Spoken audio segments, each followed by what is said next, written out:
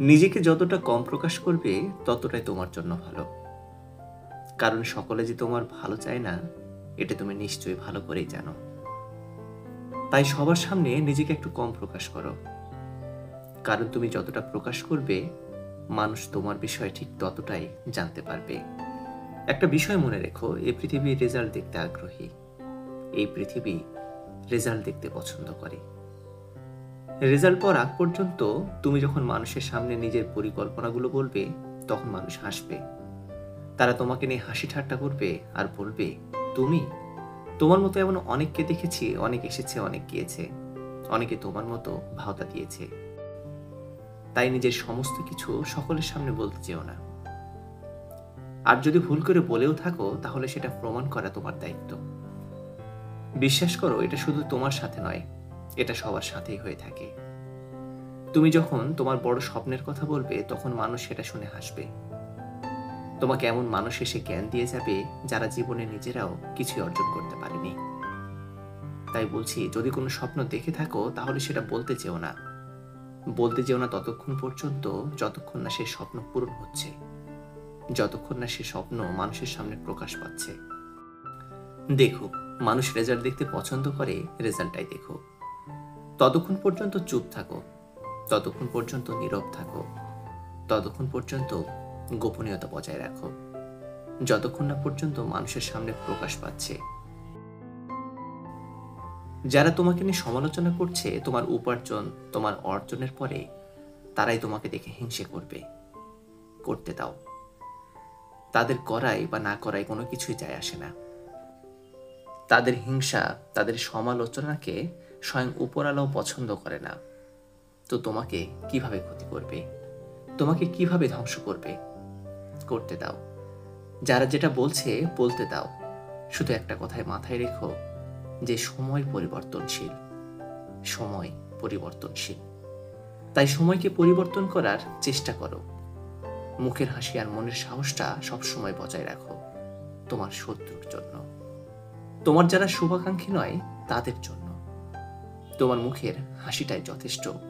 যারা তোমাকে হিংসা করে, তারা হয়তোবা জানে না যে হিংসা করে বেশি দূর জীবনে এগোনো যায় না। হিংসুক মানুষকে স্বয়ং উপরওয়ালাও পছন্দ করেন না। তাহলে সে নিজের জীবনকে কিভাবে পরিবর্তন করবে? তাই যারা হিংসা করছে, করতে দাও। মনে রেখো, যখন তোমার সাথে কেউ থাকবে না, তখন তোমার জন্য উপরওয়ালা আছেন, যিনি তোমার জন্য যথেষ্ট। শুধু অন্যের কথা শুনে নিজের উপরে বিশ্বাস হারিও না। শুধু অন্যের কথা শুনে নিজের উপরে সন্দেহ করো না। আর সকলকে খুশি করতে গিয়ে নিজেকে ক্ষতি করো না। জানো, একটা অভ্যাস আমাদের সবার মধ্যে থাকা প্রয়োজন, সেটা হচ্ছে মুখের উপরে না বলা। যদি কোনো জিনিস তোমার পছন্দ না হয়ে থাকে, তাহলে মুখের উপরে না বলে দাও। এটা ভুলে যেও না যে একটা মানুষ সকলের সামনে প্রিয় হতে পারে না। নিজেকে খুশি রাখতে চাইলে অল্প কিছু পেলেই হবে, কিন্তু অপরকে খুশি করতে চাইলে তোমাকে অনেক কিছুই হারাতে হবে। সকলকে খুশি করতে চাইলে নিজেকেই পরিবর্তন হতে হবে। আর নিজেকে পরিবর্তন করা অপরাধ, নিজেকে পরিবর্তন করা অন্যায়। বিশেষ করে তাদের জন্য যারা তোমার কদর করে না, যারা তোমাকে নিয়ে সমালোচনা করে, তোমাকে নিয়ে খিল্লি করে, তোমাকে নিয়ে হাসি ঠাট্টা করে, তোমার উপরে সন্দেহ করে, আর তোমাকে নিজের জীবনের ধ্বংসের কারণ মনে করে।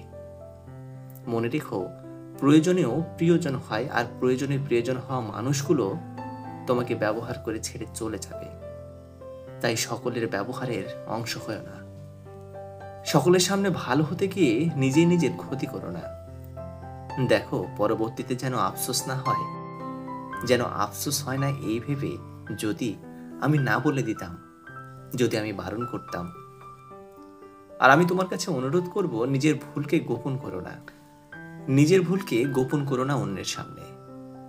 অন্যের সামনে গোপন করো ঠিক আছে, কিন্তু নিজের সামনে গোপন করো না। নিজেকে ধোঁকা দিও না। ভুলগুলো সংশোধন করার চেষ্টা করো।